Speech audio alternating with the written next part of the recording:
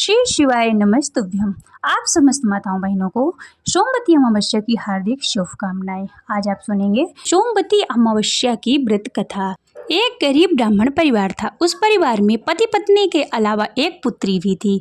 वह धीरे धीरे बड़ी होने लगी। उस पुत्री में समय और बढ़ती उम्र के साथ सभी स्त्रियोचित गुणों का विकार हो रहा था। वह लड़की सुंदर, संस्कारवान एवं गुणवान थी, किंतु गरीब होने के कारण उसका विवाह नहीं हो पा रहा था।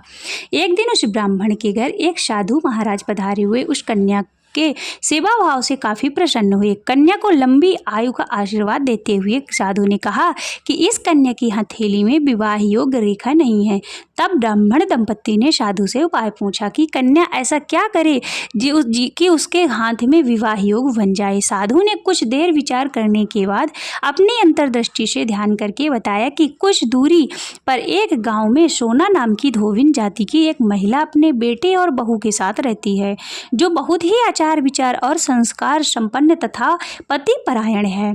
यदि वह कन्या उसकी सेवा करे तो वह महिला उसकी शादी में अपने मांग का सिंदूर लगा दे। इसके बाद इस कन्या का विवाह हो तो इस कन्या का वैधव्य योग मिट सकता है। साधु ने यह भी बताया कि वह महिला कहीं आती जाती नहीं है। यह सुनकर ब्राह्मण ने अपनी बेटी से धोबिन की सेवा करने के लिए कही। अलग दिन कन्या प्रातःकाल ही उठकर सोना धोबिन के घर जाकर साफ सफाई और अन्य सारे काम करके अपने घर वापस आ जाती थी। एक दिन सोना धोबिन अपने सभी बहू से पूछती है कि तुम तो सुबह ही उठकर सारे काम कर लेती हो और पता ही नहीं चलता। बहू ने कहा, माँ जी, मैंने तो सोचा कि आप ही सुबह उठकर सारे काम खुद ही कर लेती हैं, मैं देर से उठती हूँ। इस पर दोनों सास बहू निगरानी करने लगी कि कौन है जो सुबह ही घर का सारा काम करके चला जाता है।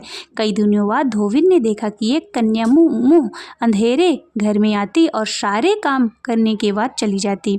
जब वह जाने लगी तो सोना धोबिन उसके पैरों पर गिर पड़ी और पूछने लगी कि आप कौन हैं और आप इस तरह छुपकर मेरे घर की चाकरी क्यों करती हैं। तब कन्या ने साधु द्वारा कही गई सारी बात बताई। सोना धोबिन पति परायण थी, उसमें तेज था और वह तैयार हो गई। सोना धोबिन के पति थोड़ा अस्वस्थ थे।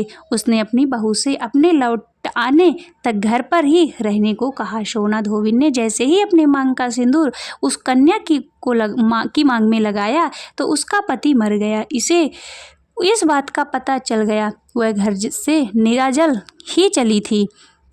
यह सोचकर कि रास्ते में कहीं पीपल का पेड़ मिलेगा तो उसे भांवरी देकर उसकी परिक्रमा करके ही जल ग्रहण करेगी।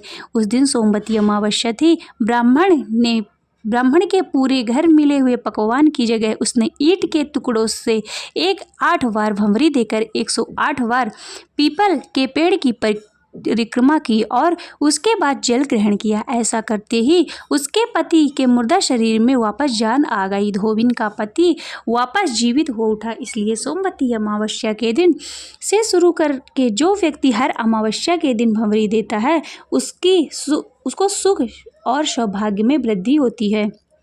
पीपल के पेड़ में सभी देवों का वास होता है। अतः जो व्यक्ति हर अमावस्या को ना कर सके तो वह सोमवार को पड़ने वाली अमावस्या के दिन 108 वस्तुओं की भंवरी देकर सोना धोबिन और गौरी गणेश का पूजन करता है, उसे अखंड सौभाग्य की प्राप्ति होती है। ऐसी प्रचलित परंपरा है कि पहली सोमवती अमावस्या के दिन धान, पान, हल्दी, सिंदूर और सुपारी की भंवरी दी जाती है। इसके बाद की सोमवती अमावस्या को अपने सामर्थ्य के हिसाब से फल, मिठाई, सुहाग सामग्री, खाने की सामग्री इत्यादि की भंवरी दी जाती है और फिर भंवरी पर चढ़ाया गया सामान किसी कुपात्र ब्राह्मण, ननद या भांजी को दिया जा सकता है।